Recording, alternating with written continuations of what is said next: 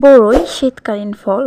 সাধারণত সেপ্টেম্বর থেকে অক্টোবর মাসে বরই গাছে ফুল ধরে থাকে আর ফল হয় শীতকালে। বরইকে আমরা আবার কুল নামেও চিনে থাকি। তবে বরইকে যে নামে চেনা হোক না কেন, বরই খেতে ভালোবাসে না এমন লোক খুব কমই খুঁজে পাওয়া যাবে। বরই সারা বছর সংরক্ষণ করে খাওয়া যায়।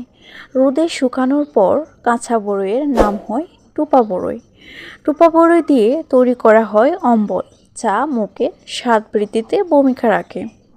বরই দিয়ে আমরা আবার আচার তৈরি করেও খেতে পারি।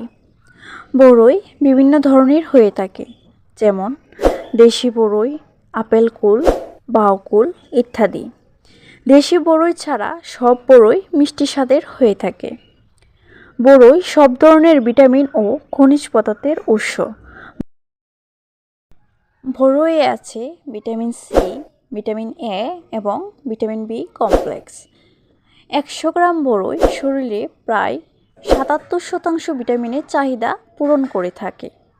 বরইয়ে থাকা বিভিন্ন কেমিক্যাল অনিদ্রাজনিত সমস্যা ও দুশ্চিন্তা দূর করতে সাহায্য করে।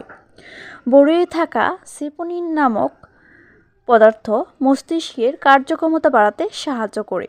তাছাড়া বরই চর্বহীন ও আঁশজাতীয় হওয়ায় ডায়েটিশিয়ানরা ওজন কমাতে বরই খাওয়ার পরামর্শ দেন।